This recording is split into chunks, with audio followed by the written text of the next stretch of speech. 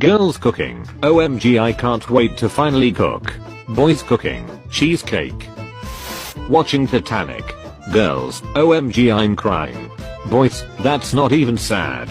Girls, you probably don't know what's sad. Oh anak, dating gawi. Sa paborito nating kapitbahay? Siya si Tatay Albert, ang aking superhero. At dito ang aming dating gawi.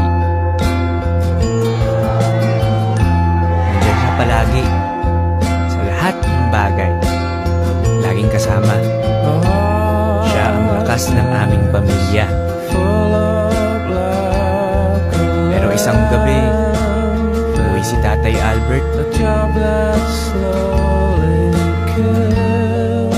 First time kong nakita siyang ganun. Mula noon, marami nang nagbago. Tay, dating gawi. Napo muna kayo na. Hello po. Kaya ko po yun. Lumalang ang pagsasama namin ni Tatay Albert. Hanggang nakasanayin ko ng isa.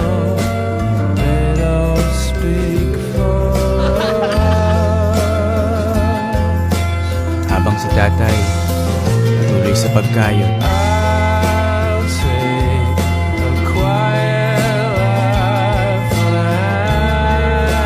kahit di na siya kasing lakas ng dati, hanggang sa dumating na yung araw na kailangan na namin maghiwalay. Alam mo sa dating gawi. Like ka ba na? Sa pasukan mo na. Uy, Tay!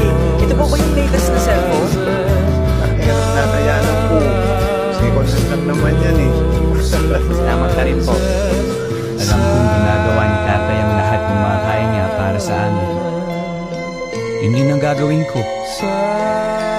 Pero hindi pala yun madali. Ang hirap palang pagsabay ng buhay at paghahanap buhay.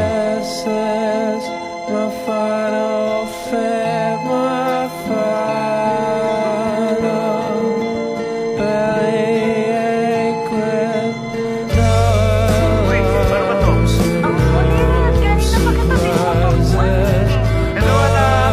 Punta ka na. Pasensya ka na ha. Hindi ko magbigay lahat ng kailangan mo. Sinubukan naman ni tatay. Sa abot ng makakaya ko, gusto ko maging masaya ka. Lagi niyong sinasabi noon na ako ang superhero mo. Pero ang totoo, ikaw anak, ang aming superhero. Ikaw ang dahilan kung bakit kami lumalaban, kung bakit ako malakas. Basta, malaman ka ng anak. Kapayanin ni tatay ang lahat. Ano pa ba? Diba superhero tayo?